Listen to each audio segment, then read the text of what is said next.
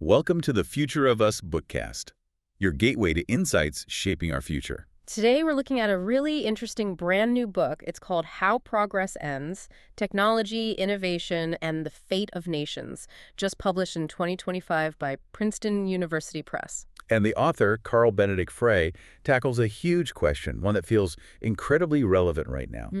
Why do nations that seem totally dominant, the ones pioneering game-changing tech, why do they sometimes just lose that edge? Why do they stagnate?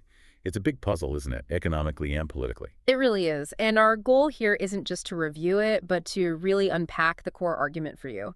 Frey's main idea is that the best way to organize an economy, whether it should be super centralized or really decentralized, isn't fixed. Okay, so it's not one size fits all. Exactly. It has to fit the specific stage of technology we're in. And when nations can't make that shift, maybe because powerful groups are blocking it, well, that's when progress kind of grinds to a halt. It definitely sounds like a modern issue, but the book jumps right into history to show this tension is actually quite old. Frey kicks things off way back in 1919 with that famous quote, often linked to Lincoln Steffens after his trip to the Soviet Union. "I have been over into the future, and it works." Yeah, that quote really grabbed people's attention, and it basically set the scene for, well, decades of debate. For a time, the Soviets really did seem to make centralized planning work, didn't they? Especially with Sputnik in '57, then Yuri Gagarin in '61. Absolutely. It caused a lot of self-doubt in the West, and it poured fuel on an academic fire that was already burning since, the 1920s? Right.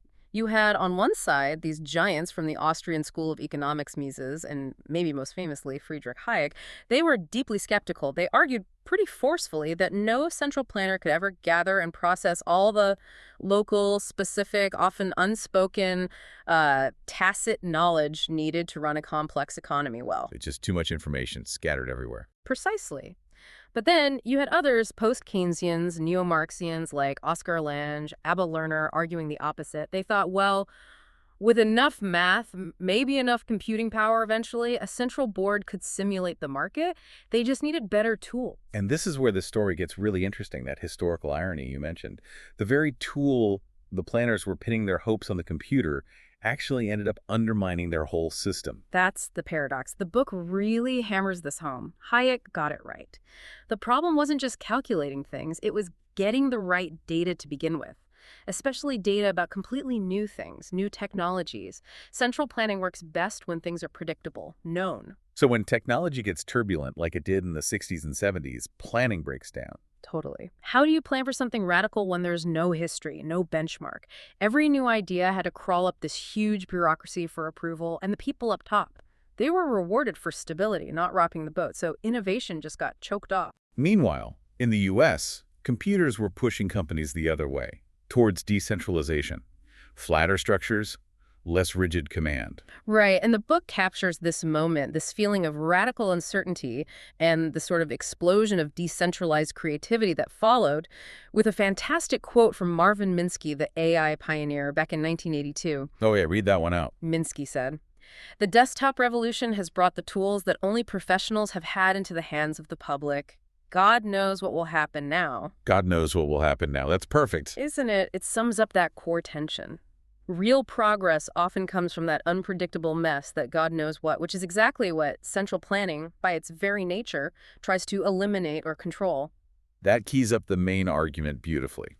Let's dig into Chapter 1, the mechanics of progress. This is where Frey lays out why these different systems, centralized and decentralized, have their own specific strengths. Yeah, the basic idea here is simple but really powerful.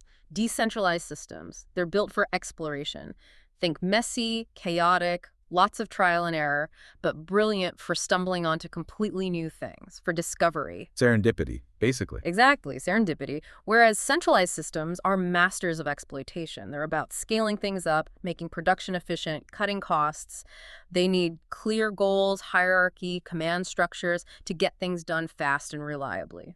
Okay, so exploitation is about efficiency. The book talks about static efficiency. What does that mean in this context? Right, static efficiency. Think Benjamin Franklin's time is money. It's about getting the absolute maximum output right now, making sure every machine, every worker, every hour is used in the most predictable, productive way possible, no waste. And Frey uses prohibition in the U.S. as an example. That seems unexpected. It does, but it makes sense in this framework. Economists back then, like Irving Fisher, were big supporters of banning alcohol, their logic. Time spent socializing in saloons was just wasted time. Unproductive hours that could be redirected to the factory floor. It was purely about maximizing immediate, measurable output. So they saw saloons purely as a drain on the economy. Pretty much. The book mentions that at an economics conference in 1927, you could hardly find anyone arguing against prohibition on economic grounds. It was all about boosting that static efficiency. But there was a hidden cost, wasn't there? The exploration A cost? huge cost, because the saloon, Frey argues, wasn't just a place to drink. It had this long history. He calls it the rooster crow of the spirit of democracy.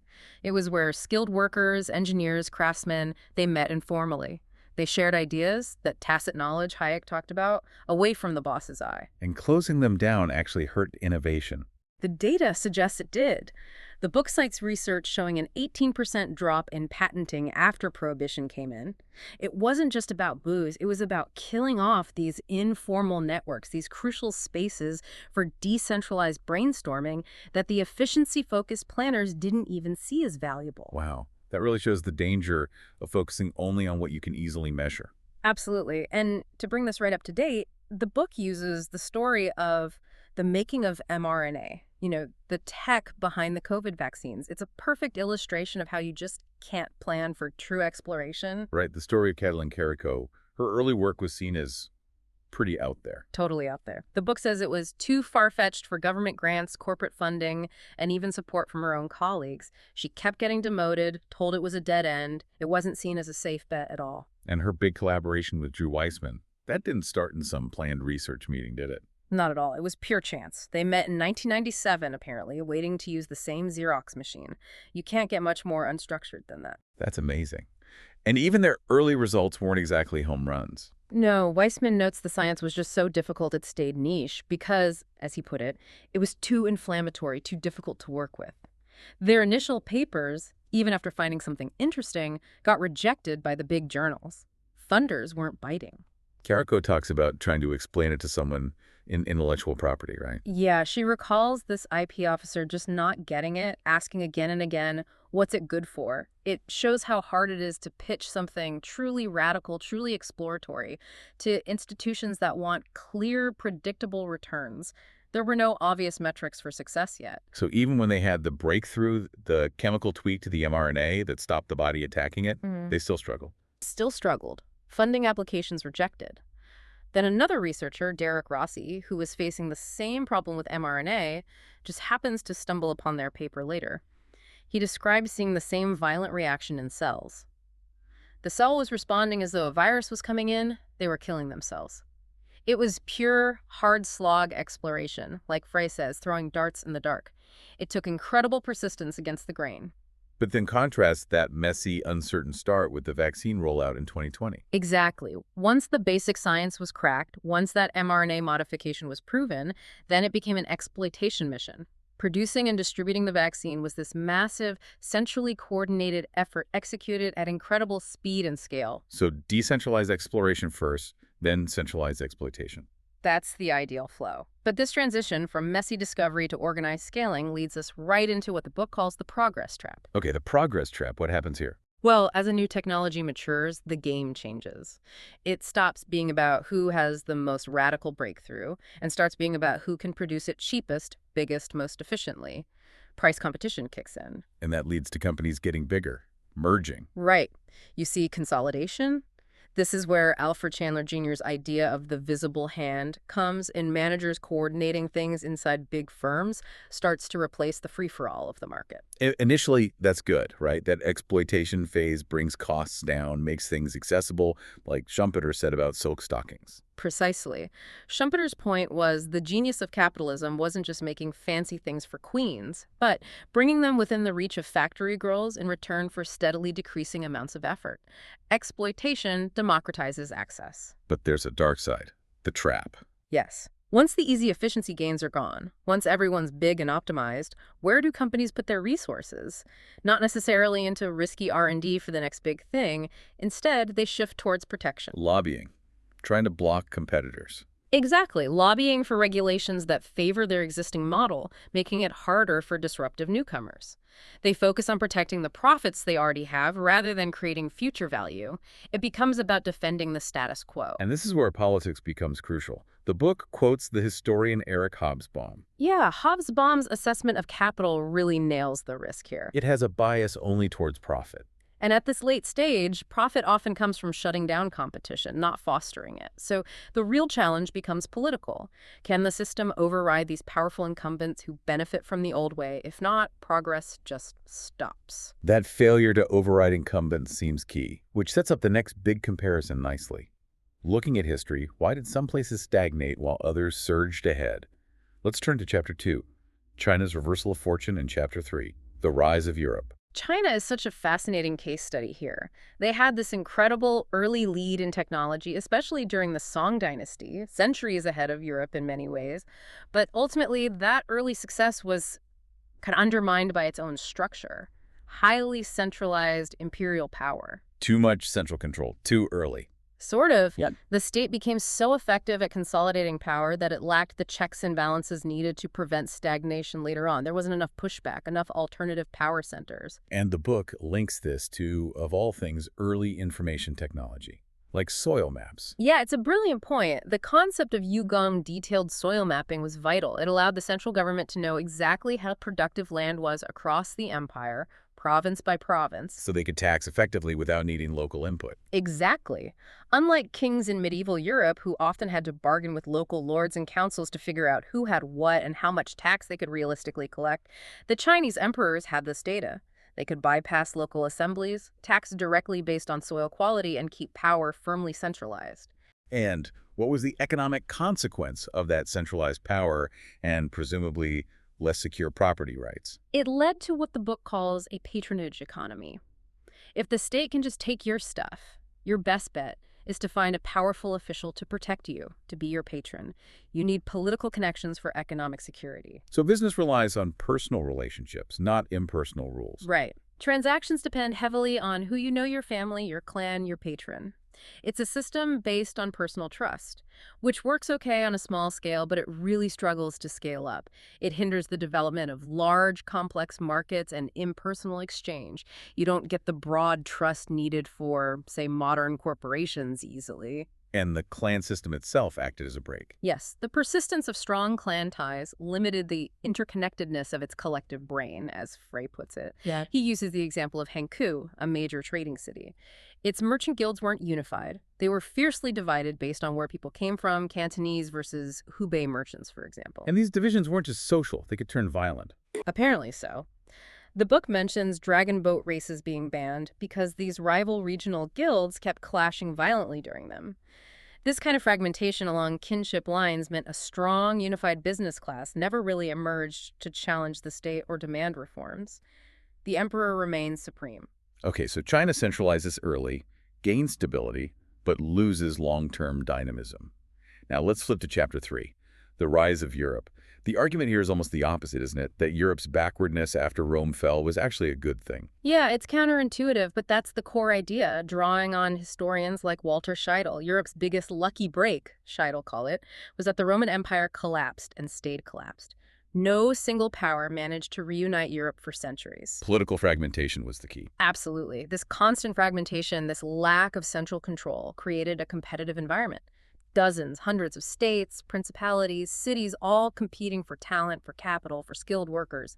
It was messy, often violent, sure, but it was fertile ground for exploration. So the European system was defined by competition. Competition at multiple levels. Between states, yes, but also between autonomous cities like Lübeck or Venice, and even between voluntary groups like universities or the scholarly Republic of Letters. And crucially, if a ruler tried to suppress a new idea or tax innovation too heavily.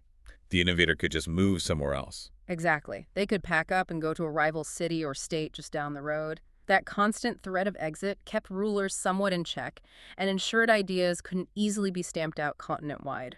The book also mentions the role of the church. Right. The Latin Church played a really interesting role.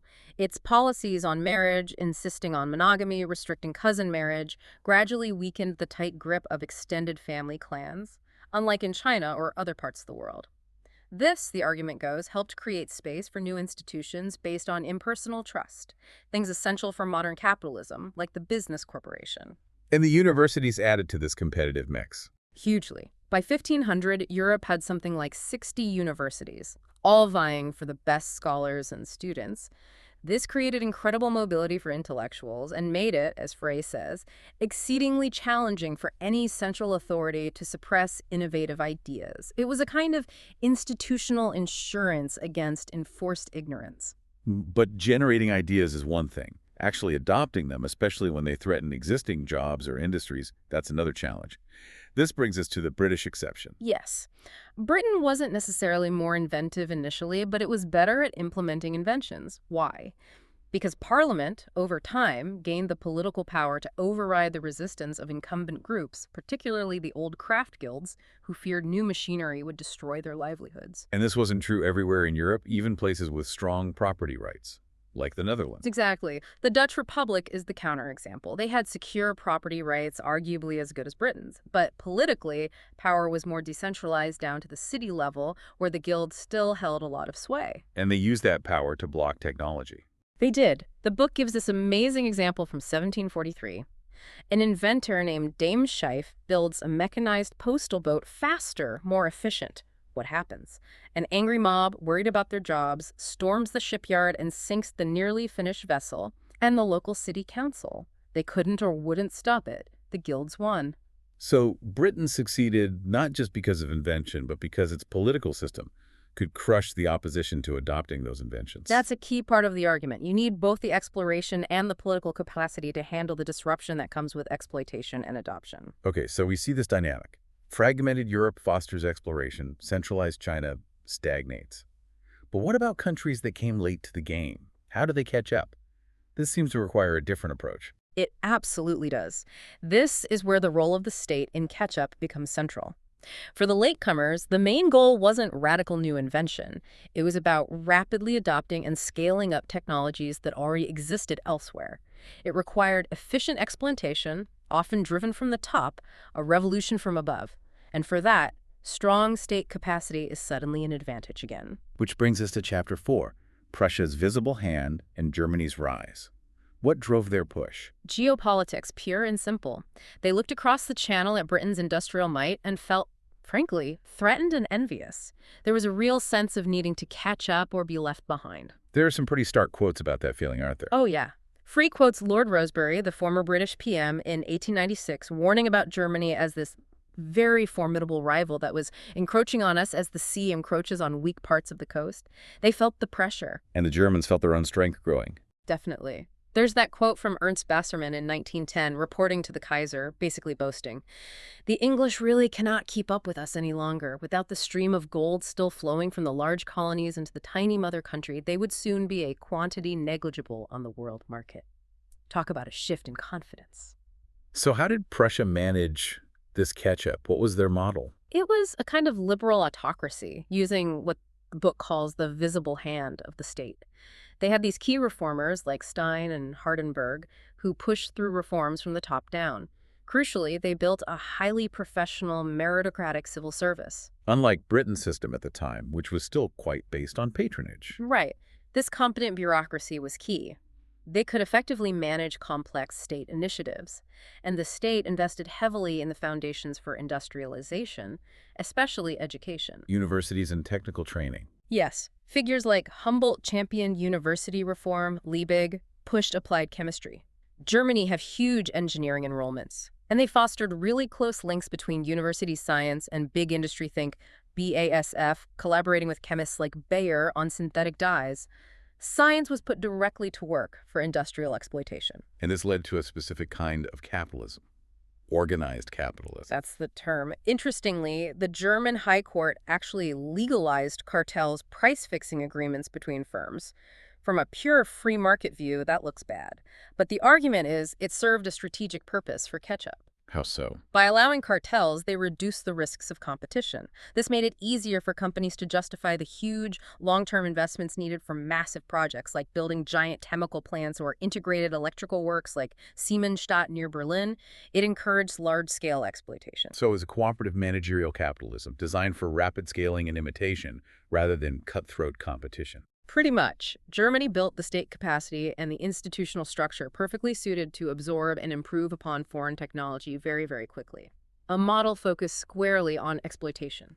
We see variations of this state-led catch-up model in Chapter 5. Tsars and Zaibatsis looking at Russia and Japan. Russia seems like the cautionary tale here. Definitely. Tsarist Russia is the example of how not to do it, despite having a powerful ruler. The book draws this crucial distinction between despotic power and infrastructure power. Okay, explain that difference. Despotic power is just the raw ability of the ruler, the czar, to command, to order things done, think brute force. But infrastructure power is the actual capacity of the state, the competent bureaucracy, the effective legal system, the efficient tax collection to implement those orders across a vast country. And Russia had the first but lacked the second. Exactly. The czar could decree reforms, but the bureaucracy was inefficient, riddled with patronage. The legal system was weak. Serfdom held back labor mobility. So despite importing foreign capital and some technology, the state just couldn't effectively manage the process of modernization. Progress was painfully slow. Japan, after the Meiji Restoration, is the opposite story, right? Driven by that shock of the U.S. Navy arriving. Yes, the arrival of Commodore Perry's black ships was the catalyst. It created this intense national focus. We must modernize to survive. The Meiji government became laser-focused on acquiring Western technology. They set up specific institutions for it. They did. Things like the Institute of Barbarian Books, later renamed, thankfully. And they famously hired thousands, about 2,400 foreign experts and instructors to basically teach them everything from engineering to law. They had to build the knowledge base almost from scratch. And their industrial structure resembled Germany's in some ways, the Zaibatsu model. Very much so. The Zaibatsu were these huge, family-controlled industrial conglomerates. Think Mitsubishi, Mitsui. They were vertically integrated, involved in everything from banking to mining to manufacturing, and they worked hand in glove with the government. Again, a structure optimized for large-scale, coordinated exploitation. And Japan's strategy wasn't about inventing brand new things. Not primarily, no. Yeah. Their genius was in taking existing Western technologies and making incremental improvements, making them smaller, cheaper, more reliable. Think about the transistor radio, or later, the Walkman. Taking an existing idea and perfecting the manufacturing and marketing, the exploitation phase. The book has a great quote summarizing that lesson. It does. If Japan's experience teaches any single lesson, it is that myriads of simple improvements to established technologies can take a country a long way. So imitation and improvement, powered by state coordination, was their path. But that path relies on someone else doing the initial inventing, doesn't it? Absolutely. It works brilliantly as long as there's a technological frontier established by others to catch up to. Which leads us naturally to the country that, for much of the 20th century, was that frontier in the United States. Let's look at Chapter 6. Innovation in America. What were the initial conditions that made the U.S. different? The book points to the structure of government. Right. Compared to European states, the early U.S. federal government was relatively weak, especially in its ability to tax and spend directly. The Constitution limited that power. This constrained direct government involvement in industry, unlike in Prussia. But that weakness had an upside. A huge upside. It helped ensure a vast internal common market free from internal tariffs. And maybe more importantly, it fostered a different approach to innovation, much more decentralized, much more democratic. The U.S. patent system was key here. How is the patent system different? It was revolutionary for its time. Compared to Europe, fees were low, and crucially, it was open to almost anyone, not just elites or members of specific guilds. Farmers, actors, painters, they could all patent inventions. So it wasn't just engineers and scientists inventing. Not at all. Frey highlights people like Samuel Morse, who invented the telegraph. He was a professional painter. Isaac Singer of sewing machine fame was an actor. The system dramatically lowered the barriers to participating in innovation. The book puts it really well. American inventors were no more ingenious than their peers elsewhere. The barriers to participate in innovation were simply lower. Though we should absolutely note, those barriers were still tragically high for women due to coverture laws and for African Americans under Jim Crow. That openness, that lower barrier, must have created a different inventive culture. It really seems to have. And this decentralized spirit extended to how major infrastructure got built. Take the transcontinental railroads after the Civil War. How were they financed differently? Instead of direct government building projects, the government used land grants and loans. The Pacific Railroad Act basically gave private companies huge tracts of land along the proposed routes and loaned them money. So the companies built the railroads and paid for it partly by selling the land. Exactly. It was a clever way to incentivize massive private investment in infrastructure without needing the huge federal bureaucracy or direct spending that a more centralized state might have used. It fit the American model. But this explosion of industry and private power led to the Gilded Age, right? The era of the robber barons. It did. You saw the rise of enormous corporations, railroads, oil, steel, and with them, increasing political influence, even corruption.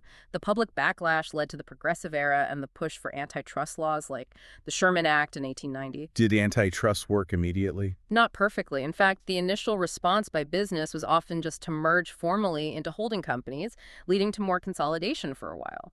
But critically, the book argues, it established the principle and the legal tools for the government to intervene and check corporate power later on. It laid the groundwork to fight the progress trap. Okay, so America had this decentralized engine. But what happens when the nation needs coordinated centralized effort? That brings us to Chapter 7, War, Peace, and Progress. World War II seems like the ultimate example of shifting to exploitation mode. Absolutely. WWII was all about mass production, scaling up existing technologies at incredible speed. Think Ford and GM churning out planes and tanks, pure exploitation. And basic exploratory research sometimes took a backseat. It did. Frey mentions Norbert Wiener, a pioneer of cybernetics. His early ideas for a digital computer were initially shelved because the war effort needed resources focused on more immediate definable goals like radar development. Exploration could wait. But then came Sputnik, the shock of the Soviets getting into space first. That changed everything, didn't it? Overnight, that panic led directly to the mission economy approach. Huge, state-funded, centrally directed science projects. NASA, the Apollo program, later DARPA. This model works incredibly well when you have a clear, ambitious goal land on the moon, a fixed deadline, and essentially unlimited resources. Pure, focused exploitation power. But the book argues that the really transformative tech from that era, like computing and the internet, didn't quite fit that top-down mission model. That's the crucial counterpoint. While ARPA provided the funding, the breakthroughs often came from a more decentralized, bottom-up process. ARPA funded key figures like JCR Licklider, who had this vision for interactive computing, not just military number crunching. And Licklider and his team weren't typical military project managers. Far from it. They were often academic outsiders, given a surprising amount of freedom and deeply skeptical of centralized control. Licklider pushed for networking computers not just for efficiency, but to foster collaboration, communication, more exploratory goals. The design of ARPANET itself reflected this anti-centralization bias. Absolutely. Bob Taylor, who ran the ARPA program that built the network, is quoted saying something really revealing about his mindset. My bias was always to build decentralization into the net. That way it would be hard for one group to gain control. I didn't trust large central organizations. Wow. So the very architecture of the early internet was designed to resist central control and encourage decentralized growth. Precisely. It was built for robustness and implicitly for exploration, not top-down command. A total contrast to the Apollo mission model. Okay, let's move into the post-war era with chapters 8 and 9, focusing on that period of rapid catch-up growth outside the U.S. This was the time when Europe and Japan really closed the gap, wasn't it? Massively. This was the so-called golden age of growth, the era of convergence, and it was largely fueled by adopting and mastering American mass production techniques. Fordism, basically, exploiting the existing technological stockpile. And European institutions were well suited for this phase. Very well suited. Many European countries already had strong traditions of state involvement, well-developed vocational training systems, corporatist structures bringing together government, industry, and labor. Think of France's indicative planning under the Maillet Plan, or state-owned enterprises in Italy, IRI, or the close government business ties in Sweden with families like the Wallenbergs. This fit with that big push idea in economics that you need coordination for industrialization. Exactly. Economists like Rosenstein-Rodin argued that to industrialize quickly, you needed coordinated investment across many sectors at once. Steel, coal, power, transport, they all depend on each other. A centralized planning approach, or at least strong state guidance, seemed necessary to orchestrate that complex build-out. Decentralized markets might not manage it quickly or efficiently. But this focus on exploitation at a much darker side, explored in Chapter 9, Yeah. growth with gulags, looking at the Soviet Union. Right. And this is uncomfortable but important. The Soviet system, for all its horrors, was actually quite effective during this specific phase of exploiting heavy industrial technology. They can mobilize resources on a massive scale. Through forced technology transfer, copying Western designs. Yes. They essentially built a replica of Ford's giant River Rouge factory complex in Nizhny Novgorod. And for a time in the 1930s, they were churning out huge numbers of trucks and tractors, sometimes outpacing Western Europe in basic industrial output. Pure brute force exploitation. But the system was fundamentally flawed. It couldn't sustain progress. Fatally flawed. Its strength in exploitation was its weakness in exploration and adaptation. The central planning system was incredibly rigid. When a breakthrough did happen, like Sputnik, it had almost no impact on the civilian economy. Why? No competition, no mechanism for new ideas to spread or challenge the existing plan.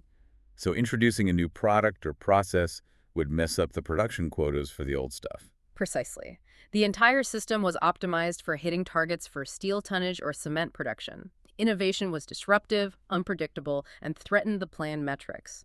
When the world shifted towards more dynamic, information-based technologies, the Soviet-planned economy just couldn't cope. It was brittle, designed for a world that no longer existed. That brittleness becomes really clear when we get to the next big technological wave.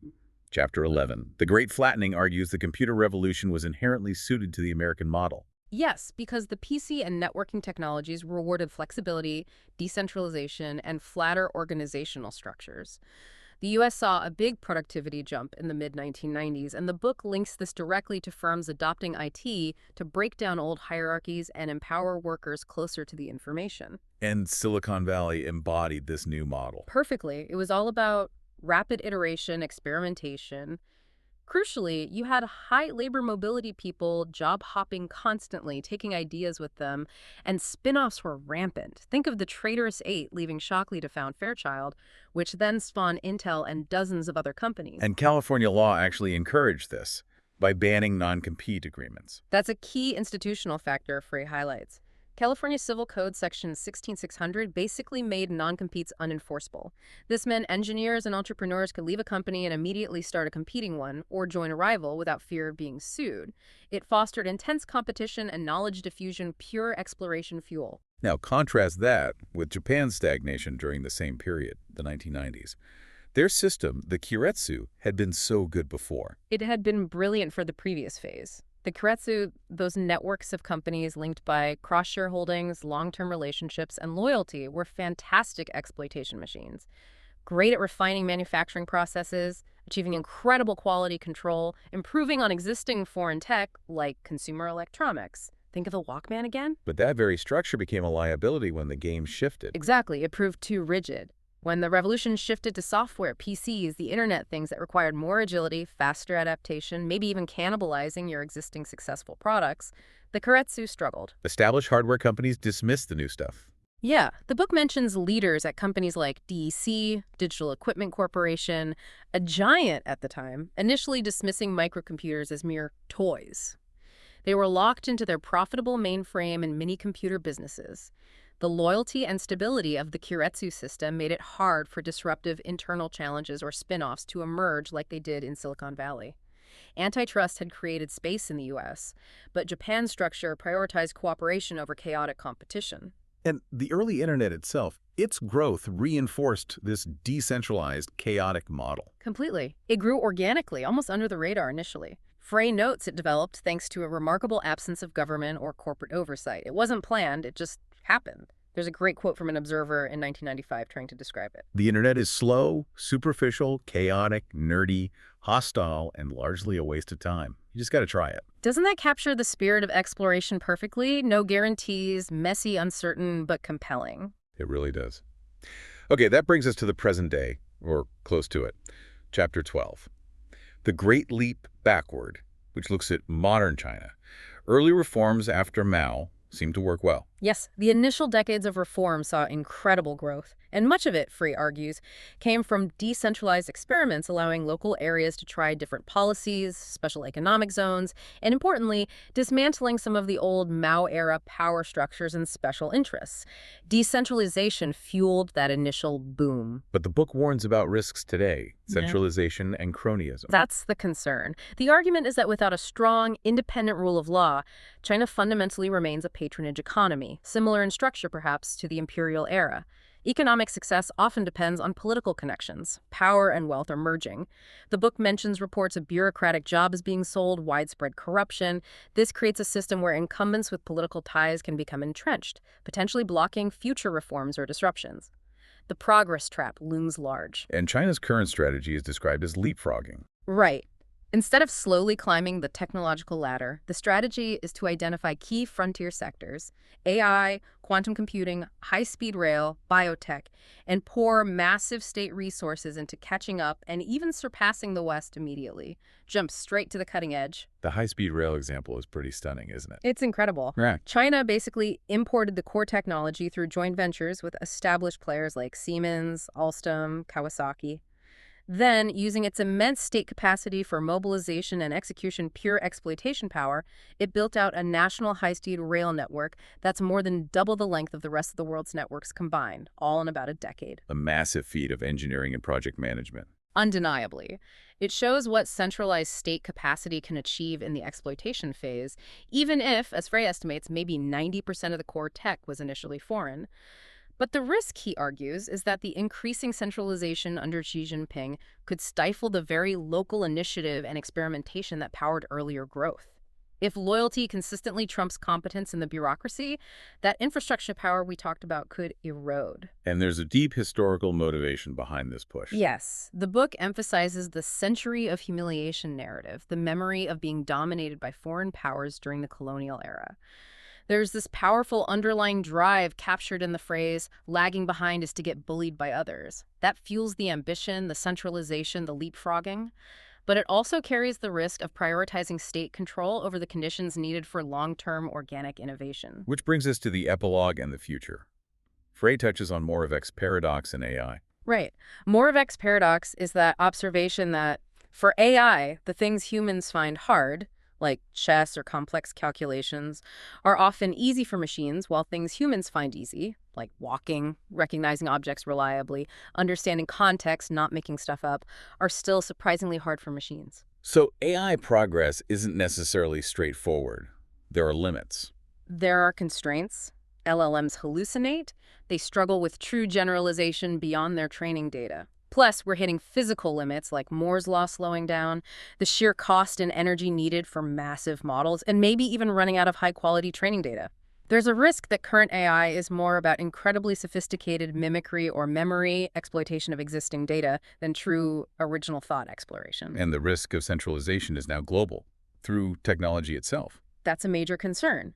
Surveillance tech, like facial recognition AI developed in highly centralized systems, is being exported globally.